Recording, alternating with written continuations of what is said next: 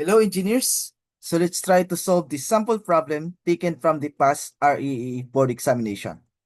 A 50 kVA, 2300 to 230 volts transformer is tested in the laboratory so that its characteristic may be determined. The standard test requires an open circuit test and short circuit test. For open circuit test result, I is equal to 6.5 amperes, E is equal to 230 volts, and power is equal to 187 watts. And then for short circuit test result, I is equal to 21.7 amperes, E is equal to 115 volts, and P is equal to 570 watts. So determine the efficiency of the transformer at half load unity power factor.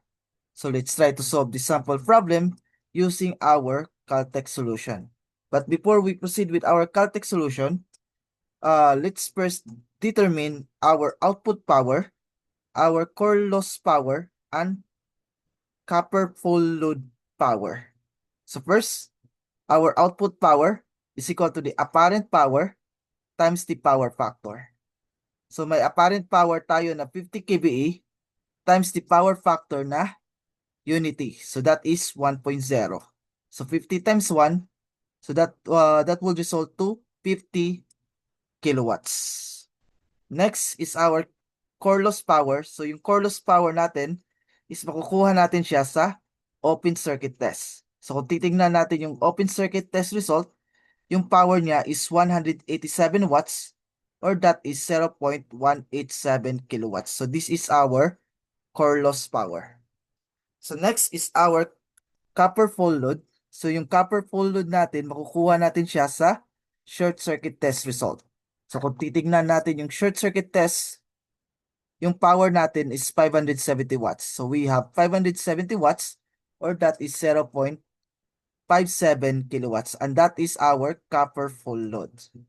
Okay, we already have our output, core loss, and copper loss. So we can proceed with our Caltech solution. So enter mode 3 and then 1.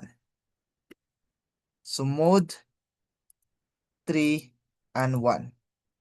Then open natin yung ating frequency column. So that is shift mode, cursor down, 4 and then 1. So we have shift mode, cursor down, 4 and then 1.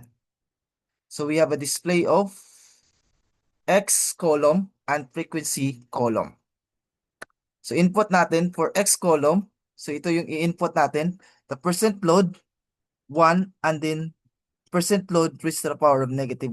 And then for frequency column, for first row is the copper full load divided by the output power 1 and then the core loss divided by the output power. So recall lang natin. So first, yung ating the load required is half load. So therefore, we have 0.5. Second row is 1. And then percent load raised to the power of -1. So we have 0.5 raised to the power of -1. So 0.5, 1, and 0.5 raised to the power of -1. For frequency column, first row is copper divided output. So yung copper natin is 0.57 kilowatts divided by 50. Second row is 1. And then for third row is core loss divided by output. So we have 0.187 divided by 50. So input lang natin to sa ating calculator. First is 0.5 since half load. Next is 1. And then half load. So we have 0.5 raised to the power of -1. And then for frequency column, first row is copper divided by the output. So 0.57 divided by 50. Next is 1. And then 0.187 divided by 50. So we have a display na ganito. Then after that, enter AC. So enter AC natin. The next input, summation of X raised to the power of -1. Where yung summation of X natin is shift 132. So balik tayo sa ating calculator. So summation of x, that is shift 1, 3, 2. Raised to the power of -1 and then inter-equal. So yung magiging result natin dito is 98.69%, or that is 98.7%. So ito yung ating transformer efficiency. Okay, let's simulate this Caltech solution from the very start or from the very beginning. So sa calculator natin, mode 3.1, para ma-on natin yung ating frequency column, that is shift mode, cursor down, 4 and then 1. Input natin is half load, so we have 0.5. Second row is 1. Half load, so that is 0.5 raised to the power of -1. Then for frequency, we have copper divided by output, so we have 0.57 divided by 50, 1, and then 0.187 divided by 50.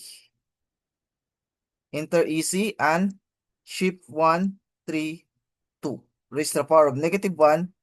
At yung result nito is our transformer efficiency. So that is 98.7% and that is letter C. So I hope may natutunan kayo sa video na to and maraming salamat sa panunood. See you next time.